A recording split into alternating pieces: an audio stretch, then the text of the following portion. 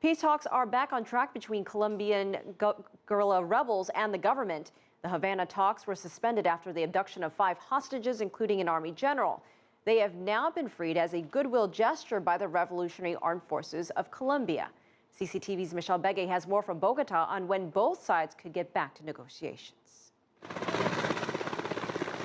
Just days after the Colombian rebel group FARC released General Rubén Darío Alzate and 2 others, officials from Cuba and Norway, the designated guarantors of Colombia's peace negotiations, announced the resumption of peace talks.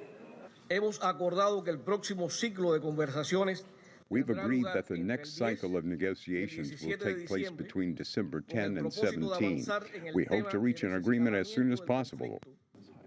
The international organization Human Rights Watch congratulated all the parties involved for overcoming the impasse, but expressed concern that atrocities are continuing in Colombia, even as the rebel leaders hold talks in Cuba about peace. They continue recruiting minors, building landmines, kidnapping, committing rape and sexual violations against the civilian population. The criticism was not limited to FARC.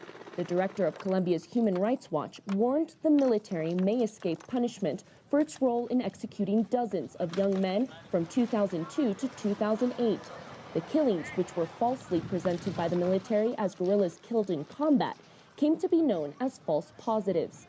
Colombia's government is considering legislation that would transfer more than 3,000 cases of military personnel accused of killing civilians to the military justice system. Defense Minister Juan Carlos Pinzón denies the legislation will include false positive cases. Human Rights Watch says most of the cases could pass as aggravated homicide. La Fiscalía adelanta investigaciones. The Attorney General's office has 3,000 investigations of false positives, with 4,300 victims. Are all those cases false positives, according to the defense minister, or not? I believe we are talking about different things. A mí me parece que estamos hablando de cosas distintas. Human Rights Watch says a peace process may bring an end to 5 decades of armed conflict, but Colombia's government will have a large task to ensure justice. Michelle Begue, CCTV, Colombia.